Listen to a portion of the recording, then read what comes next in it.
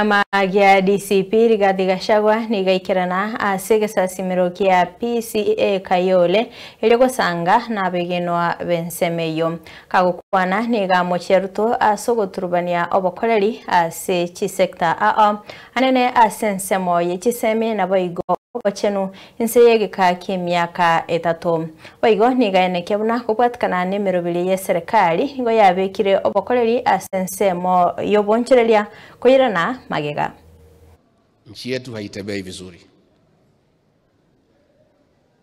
Minister wa National Treasury ametangaza ya kwamba kuanzia Januari ile masomo tuliwachiwa ya bure na Mwai Kibaki haiwezekani tena. Sasa Januari watu ya secondary mjitayarisha kulipa. Mambo ya primary imeharibika. Mambo ya SHA haifanyi kazi. Biashara zimesimama. Na mimi nasikia Ruto akisema ati yako na mpango ati ya kufanya Kenya to be a first world country. Ni muongo si muongo? Now William Ruto AKA Githinji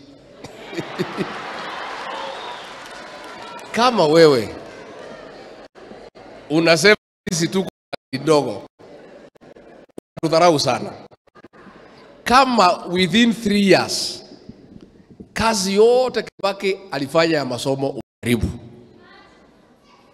kazi ya matibabu Uhuru Kenyatta amefanya umeharibu, biashara zote umeharibu, watoto umesema wapigwe risasi kwa mguu, biashara zote zimeharibika. Wewe Githinji unaambia wa Kenya ati wakupatie nafasi ati you can make Kenya a first world country. How? Within 3 years you have destroyed a great country. Nchi ulipata nchi nzuri. Mwai Kibaki, Uhuru Kenyatta walifanya kazi. Umeharibu kila kitu. Then unasema ati itakuwa kama Singapore.